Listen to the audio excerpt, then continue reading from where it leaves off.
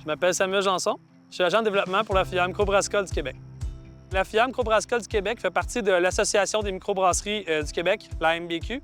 Dans le fond, notre mission et nos valeurs, c'est d'augmenter le nombre de matières premières du Québec qu'on retrouve dans les bières de microbrasserie. Nous représentons les principaux semenciers, les principaux producteurs de houblon, les principales micromalteries du Québec, ainsi que les producteurs de grains du Québec et les microbrasseries qui veulent bien participer à notre mission et nos valeurs.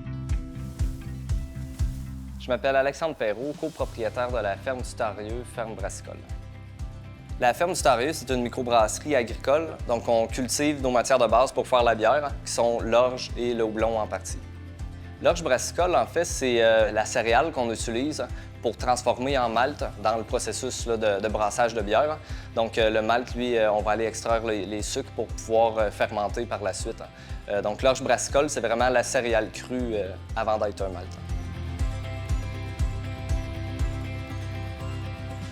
Le grade microbrassicole, c'est un grade qu'on a créé en 2022 avec les principales micromalteries du Québec.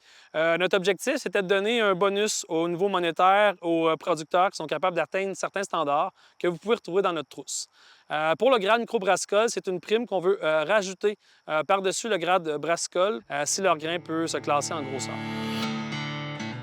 Je m'appelle Guillaume Mayette, la ferme d'Imaille. Nous sommes situés dans la région de Nicolette. Ça fait 15 ans que nous cultivons l'orge brassicole à la ferme. On est allé vers cette avenue-là par rapport à la valeur ajoutée que les semenciers nous donnent. Une culture très avantageuse. Si elle classe, tout est beau, le test de germination, la grosseur, le poids, on a un bonus. Sinon, c'est comme si on aurait fait de l'orge ordinaire. Mais c'est pas perdu, c'est juste le plus-value que nous perdons. C'est intéressant. C'est intéressant. Bien, c'est sûr que c'est une excellente rotation de culture, vu que lorsqu'on fait de l'orge, ça l'amène au champ beaucoup de nutriments par rapport à sa décomposition.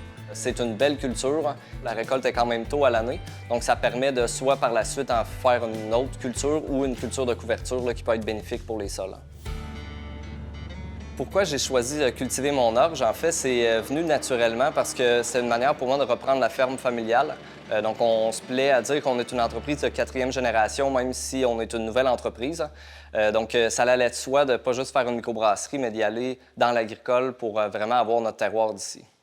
Le secret pour bien réussir son orge brassicole, il n'y en a pas vraiment un, c'est vraiment un ensemble de secrets, si je peux dire. Une des particularités vraiment importantes, c'est vraiment l'entreposage.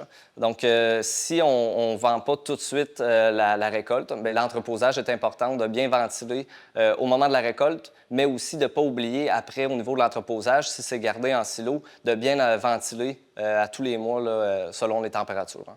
Oui, les premières années...